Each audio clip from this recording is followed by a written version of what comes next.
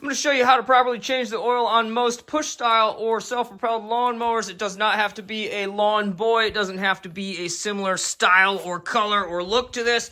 But most engines that go on these mowers are very, very similar. Unlike a car, they don't have a drain plug specifically. What they have is a universal fill and drain plug. So a lot of these, what you have to do is tip them on their side. And that can get a little funky. I'm going to show you some tricks along the way. One of the tricks is make sure you don't have a whole lot of gas in it, because sometimes you tip these, all the gas wants to fall out the top there, and then you've got a double mess. So instead of a double mess, we're just going to try to make one single mess. Let me show you.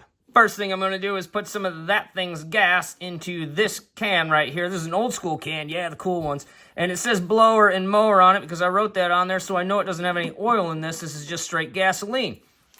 I'm going to hopefully use this super cheap Pittsburgh siphon. It says multi-use transfer on it. I've done it with gasoline before, and it did make the end of the tube stiff, so we'll see if it works again.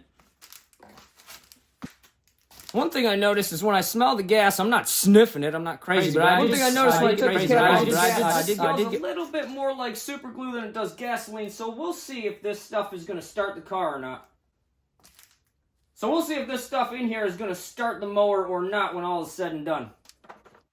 And whenever using one of these siphon-style pumps, it's a great idea to have somebody or something securing these hoses, because you know what's going to happen? When you push on that, it's going to want to sling out of one of these, and I never know which one it's going to happen to. It just kind of happens, and then you get gasoline everywhere, so heads up there.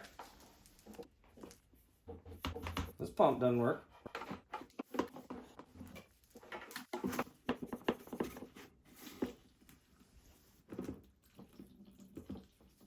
I simplified the process, decided to just use one of the tubes because the other tube made it 5 feet longer, and I just put the butt end of it in there, gave it a couple pumps, and now the air is doing its own job. That end is submerged in the gasoline. This end is just kind of dripping in there. You can hear it. I'm just going to kind of let gravity do its work. Got most of the gas out. Just going to do a little quick cleanup here so I'm not getting gas all over everything, because I did make a mess. I spilled a little bit. And if you didn't notice, I like to do this on a big piece of cardboard, because if I do make a spill, well, it just goes onto this gross cardboard instead of my floor. All right, before you go right at the oil change and tipping this thing over so that it'll drain its oil, a good idea would be to just give it a test run. Leave the cap on it, give it a test run, let you know where the drain pan is going to have to end up. And one thing that I really like to do is use a very clean drain pan so that I can check the oil when I'm done with it. If you use a super dirty one from previous oil changes, well, you're not going to be able to really visually check the oil to see if anything's going on. And I'll show you in the end. I put this in a clear container so I can kind of look at what's going on with the oil. And when you look at what's going on with the oil, you get a general idea how healthy the motor is.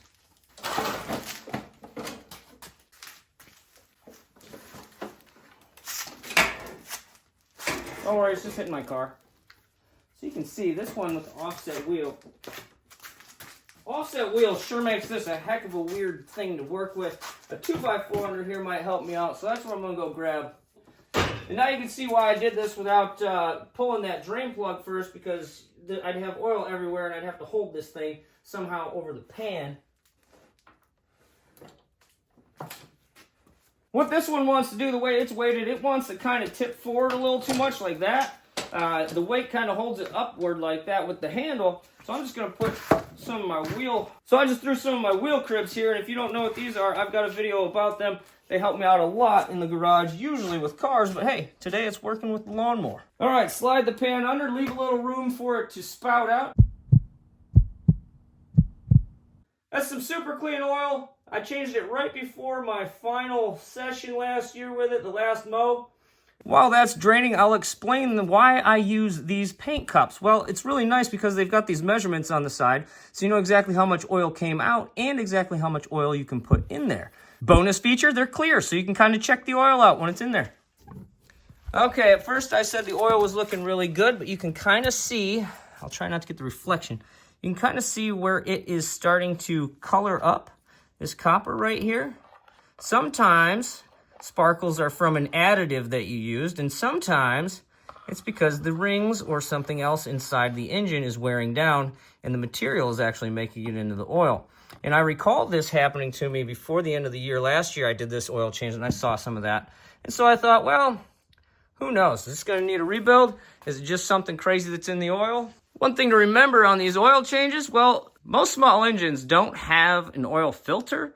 So all the contaminants just kind of whip around at many, many RPMs inside this little tiny engine. And eventually, well, they start wearing down the engine parts a little bit. But I bet this thing gets up and running just fine.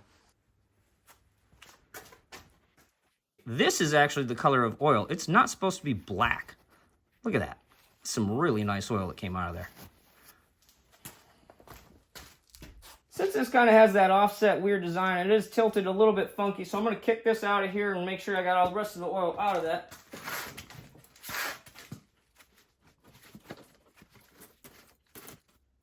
A little bit more coming out there. We'll use this again over this way. All right, now I've got it tilted even further to kind of drain the rest couple of drops out of there. It's all done dripping, so I'm going to tip it back up and check the oil out.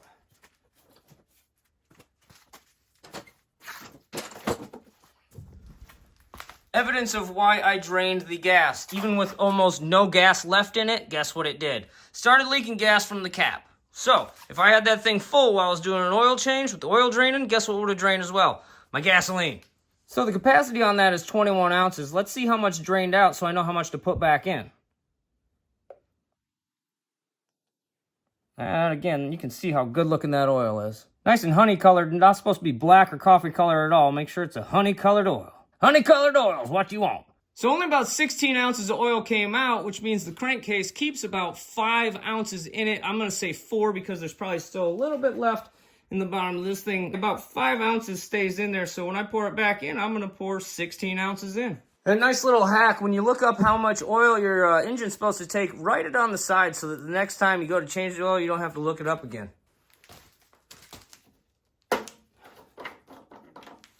All right, 16 ounces came out, so 16 ounces are going back in, and I'll check the fill level after that. I'm going to use this expired Pennzoil 10W30. That's fine to use in this. I don't really need the winter weight out of it, so the 10 is out of the equation. This is basically SAE 30 because I'm only using this in the summertime. I'm going to do 14 ounces of this, and then 2 ounces of Marvel Mystery Oil. What is Marvel Mystery Oil? Well, that's the mystery. It is oil and fuel treatments, and what you can do is put it in the gas and the oil. And just make sure you do the ratio correctly. Some people run a little bit heavy on this stuff. Some people run a little bit light. Some people run it not at all. It's up to you. What it's going to do is it's going to clean out your cylinders and clean out your carburetor and clean out all the stuff that it says it's going to clean out. It does a good job. Honestly, if you look up the reviews online, this is some pretty highly touted stuff. It comes out the exact same color as this bottle. It is about a reddish NyQuil color almost. Always a good idea to clean right around the oil opening. Try not to get anything pushing down in it. You're basically just trying to get stuff out of the way so that the contaminants do not go into the engine. Another reminder, there are no oil filters on these type of engines. So if anything goes in that hole, it's going to stay in there and whip around in the engine. That's the no-no hole. Don't let anything besides oil go in there. It's always a good idea to wipe your oil funnel out a little bit too, because honestly, well, if you use a dirty oil funnel, all the dirty stuff from inside of there, the dirt, the breed, the dust, just goes into the engine and you just change the oil. It's not a really good way to do it, man. I've got my 16-ounce cocktail here. Pour slowly, pour slowly. Sometimes these things fill up really quick and you're not ready for it. And if that happens, you've got oil literally all over the place. Once you got what you think is the capacity of oil in there, go ahead and screw your oil cap back on and then we can check the oil level.